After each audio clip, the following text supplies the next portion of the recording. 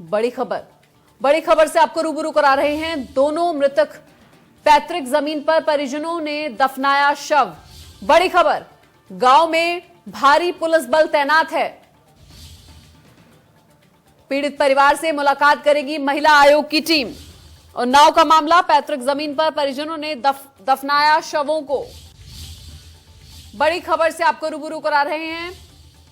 उन्नाव, दोनों मृतक लड़कियों का हुआ अंतिम संस्कार। दोनों मृतक लड़कियों का अंतिम संस्कार हो गया है। पैतृक जमीन पर परिजनों ने शव को दफनाया। गांव में भारी पुलिस बल तैनात है। भारी पुलिस बल की तैनाती के बीच में अंतिम संस्कार किया गया। पीड़ित परिवार से मुलाकात करेगी महिला आयोग। पैतृक जमीन पर परिजनों ने दफनाया शव। बड़ी खबर,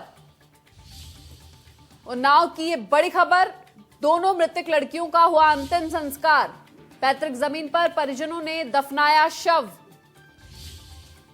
गांव में भारी पुलिस बल तैनात है और भारी पुलिस बल की तैनाती के बीच में पीड़िता का अंतिम संस्कार कराया गया। इसी खबर पर ज्यादा जानकारी के लिए हमारे साथ हमारे संवाददाता गौरव शर्मा जुड़ गए हैं। गौरव, किस तरीके से पूरा अंतिम संस्कार किया गया? बिल्कुल भारती, मैं बता दूं आपको कि अब अभी थोड़ी देर पहले ही जो दोनों शव आए थे बच्चियों के, उनका अंतिम संस्कार हुआ है। उनके अपने ही पैतृक खेत में दफनाया गया है। पूरी विधि विधान से जिला प्रशासन की मौजूदगी में भारी पुलिस बल की तैनाती के बीच में ये अंतिम संस्कार की प्रक्रिया को संपन्न किया गया है। हालांकि जो पीड़ित परिवार है वो अभी भी बहुत ही परेशान है, क्योंकि जो अभी एक बच्ची है उनके घर की, वो अभी जिंदगी और मौत से जूझ रही है। उसका कानपुर के निजी अस्पताल में अभी भी इलाज चल रहा है और उसकी जो हालत है वो अभी स्टेबल है। हालांकि अभी उसको दिल्ली एयरलिफ्ट नहीं किया गया है। प्रशासन का कहना है कि अगर उसकी हालत बिगड़ती है तो उसको दिल्ली एयरलिफ्ट किया जाएगा, लेकिन जो अभी अंतिम संस्कार की प्रक्रिया है वो पूरी तरीके से संपन्न हो गई है और जो वहाँ के पीड़ित परिजन हैं उनके, वो अपने अपने घरों को लौट चुके हैं। जी गौरव, क्योंकि ये पूरा का पूरा मामला हाथरस वाले मामले से जोड़कर देखा जा रहा है, तो ऐसे में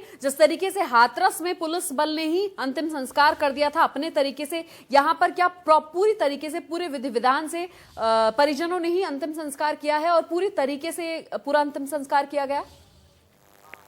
बिल्कुल भारती, मैं आपको बता दूं कि जो यहाँ पे अंतिम संस्कार की जो प्रक्रिया है वो जो कि कल शाम को देर शाम को ही यहाँ पर जो शव थे वो दोनों 100 बच्चियों के यहाँ पर उनके घरों पे आ चुके थे और उसके बाद प्रशासन ने पूरी रात इंतजार किया, क्योंकि हिंदू उसमें समाज में जो दफनाने की प्रक्रिया होती है वो सूर्योदय के बाद होती है। इसलिए सुबह का इंतजार किया गया। जब सूर्योदय हुआ उसके बाद ही ये प्रक्रिया पूरी संपन्न की गई है। पूरे विधि विधान से उनके ही अपने खेत में, घटना स्थल से थोड़ी दूर पे उनके ही अपने खेत पर उनके शवों को दफनाया गया है और पूरी शांति से और प्रशासन की मौजूदगी में ये प्रक्रिया संपन्न कराई गई है। जी, अभी भी जो बच्ची गंभीर बताई जा रही है गौरव, उसको एयरलिफ्ट कराने की प्रक्रिया कब शुरू होगी? क्या एयरलिफ्ट कराने की बात कही जा रही है या नहीं?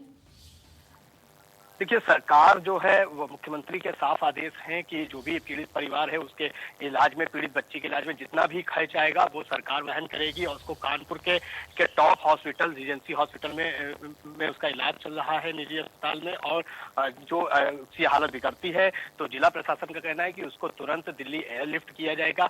इसलिए कोई पैसे की या किसी चीज की कोई दिक्कत की बात नहीं है, क्योंकि सरकार साथ खड़ी हुई है। सरकार पूरी तरीके से बच्ची का साथ दे रही है। उसके इलाज में जो भी खर्च आ रहा है वो वहन करने को तैयार हो गई है।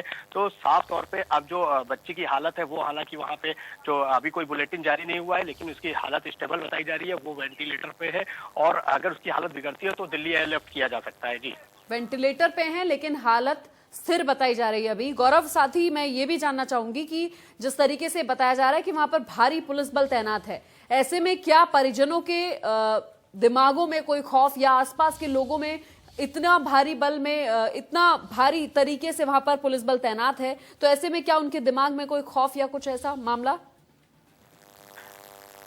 भारत देखिए जो पुलिस बल है वो सुरक्षा को लेकर भी होता है और साफ तौर पे कहीं ना कहीं जो ये है कि उनके दिमाग में कोई खौफ हो तो पीड़ित परिवार जो है वो अपनी अभी बच्चियों के के शव दफना के लौटा है वो अभी शोकाकुल है। तो कोई खौफ की कोई बात ही नहीं, क्योंकि प्रशासन इसलिए लगाया जाता है कि किसी तरीके का कोई विरोध प्रदर्शन ना हो या जो विपक्षी दल आते हैं उनके द्वारा किसी तरीके से परिजनों को हतोत्साहित ना किया जाए। तो इसलिए इन सब चीजों का ध्यान में रखते हुए पुलिस बल को की तैनाती की गई है और यहाँ पर अब जो प्रक्रिया है वो खत्म हो चुकी है। लोग अपने घरों को जा चुके हैं, पीड़ित परिजन अपने घरों पर हैं और पुलिस प्रशासन के लोग भी शांति से यहाँ पर बैठे हुए हैं। किसी भी तरीके का कोई भी यहाँ पे दबाव देखने के लिए नहीं मिल रहा है, कि कोई खौफ देखने के लिए नहीं मिल रहा है। जी जी गौरव, तमाम जानकारी के लिए आपका बहुत बहुत शुक्रिया।